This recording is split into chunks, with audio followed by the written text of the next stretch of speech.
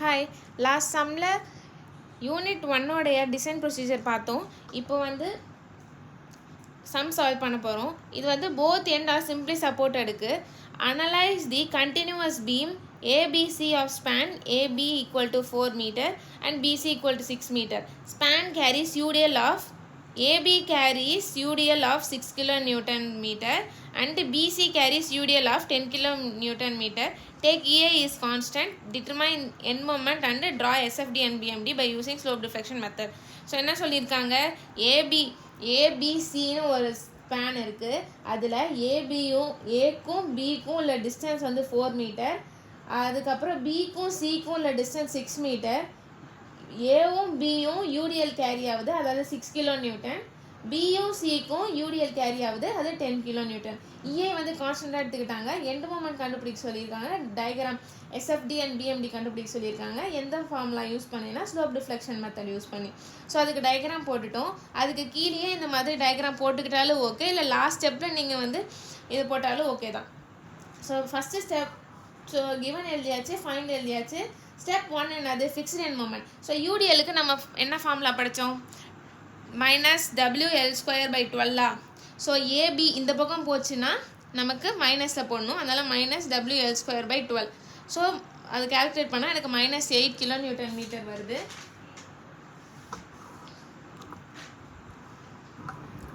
அதே மாதிரி பிஏனா இந்த பக்கம் வருது. ஸோ அப்போ ப்ளஸ்ஸு. ஸோ அப்போ ப்ளஸ் பண்ணோன்னா +8ன்னு வரும். யூடிஎலுக்கு ஒரே தான் வரும், ஓகேவா.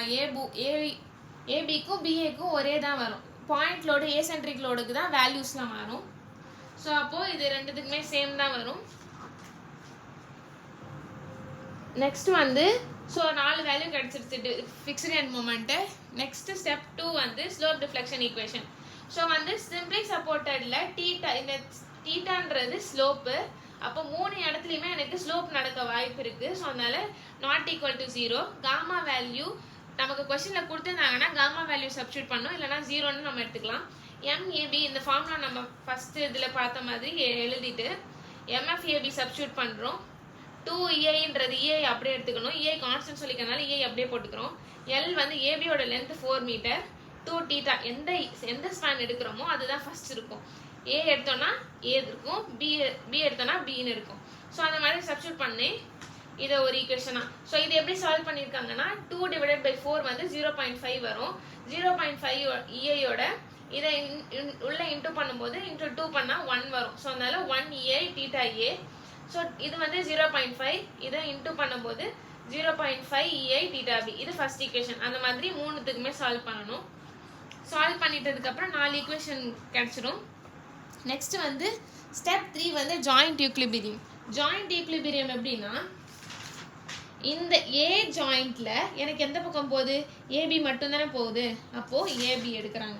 ஜாயிண்ட் ஏல ஏபி = 0 அப்படிங்கிற கண்டிஷன் எடுத்துட்டு ஏபி எனக்கு ஒரு வேல்யூ கிடச்சிருக்குல்ல. இப்போது ஃபஸ்ட் ஈக்குவேஷன் எடுத்தோம்ல, அதை போட்டு நமக்கு இந்த வேல்யூஸ் வரும்.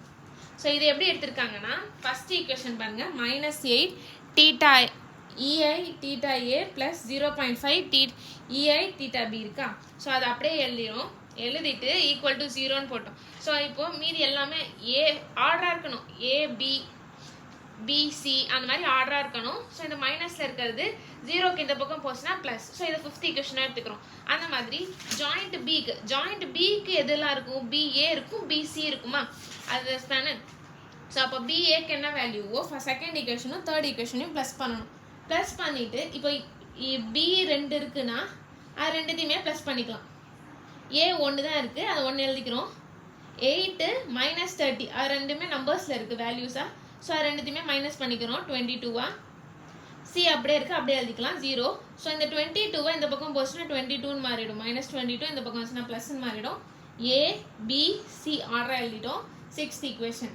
ஜாயிண்ட் சியிலேருந்து எனக்கு பிக்கு தானே போகுது, 1 தானே இருக்குது. அதனால ஜாயிண்ட் சியில் MCB = 0.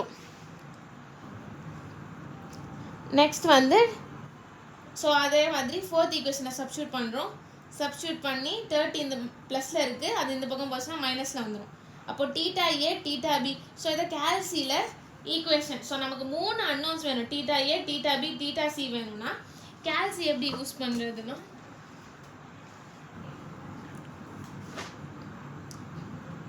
So equation 1 unknowns 3.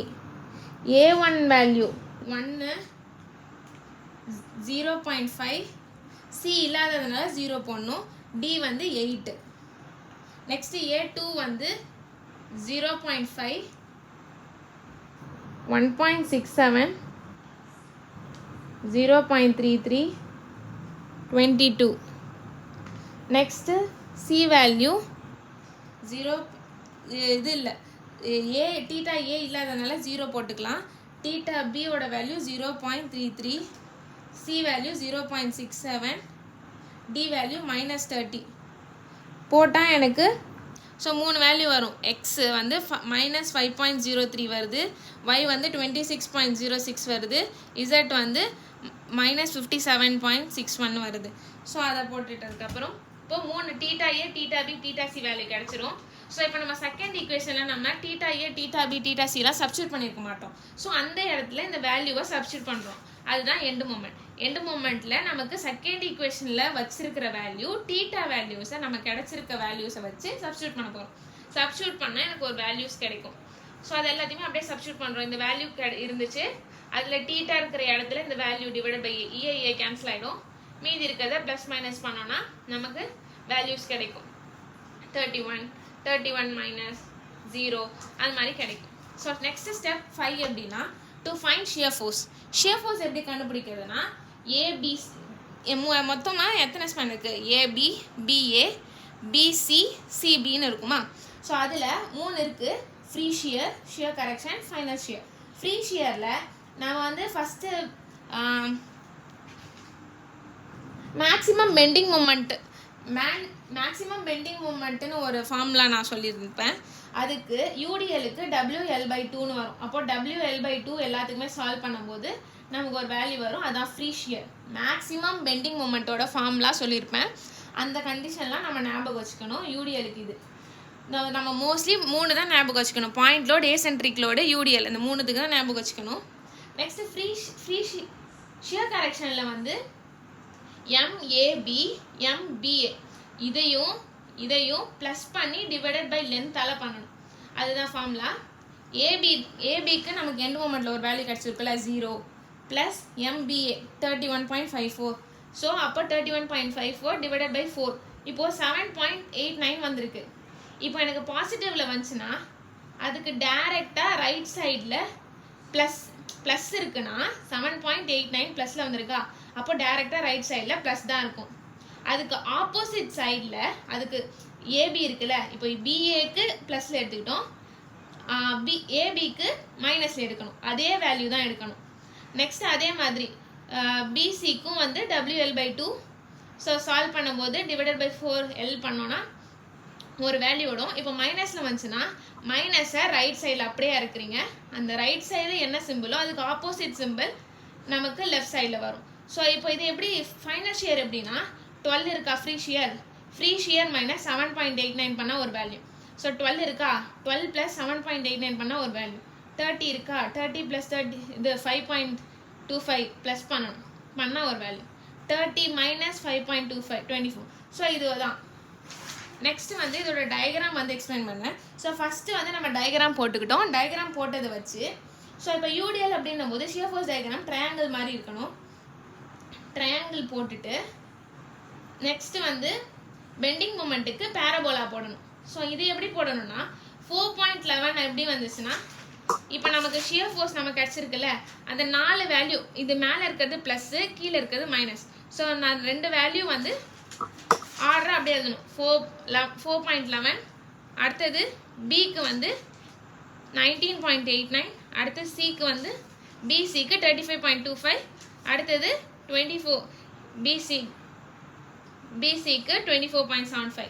இந்த 4 வேல்யூ ஷியர் ஃபோர்ஸ்க்கு எழுதிட்டோம். பெண்டிங் மொமெண்ட் எப்படி போடணும்னா பேரபோலா ரியாக்ஷனில் நம்ம ஒன்று படித்தோம்ல, யூடிஎலுக்கு ரியாக்ஷனோட வேல்யூ வந்து WL/2 sorry maximum bending moment போடணும். ஸோ நம்ம போட்டோன்னா WL²/8 வரும். இப்போது சப்ஸ்டியூட் பண்ணும்போது இந்த மேக்ஸிமம் பெண்டிங் மொமெண்ட் இந்த இடத்துல 12 kN நடக்கும். அதே மாதிரி இந்த இடத்துல வந்து 31.54 வந்து எப்படி வந்துச்சுன்னா ஸ்லோப் இது எண்டு மூமெண்ட்டில் சென்டரில் ஒரு வேல்யூ வந்திருக்கு 31.54 அந்த மாதிரி. ஸோ அந்த வேல்யூவை இங்கே ப்ளஸில் போடணும். ப்ளஸ்ஸு மைனஸ் ரெண்டுமே ஒரே வேல்யூ தானே வந்திருக்கு. ஸோ அதை வந்து நடுவில் போடணும். நெக்ஸ்ட் அதே மாதிரி இந்த கண்டிஷனுக்கு WL2 இதுவுமே UDL தான். ஸோ அதுக்கு மேக்ஸிமம் பெண்டிங் மொமெண்ட் போடணும். இப்போ 45. ஸோ இதுதான் இந்த சம். தேங்க்யூ.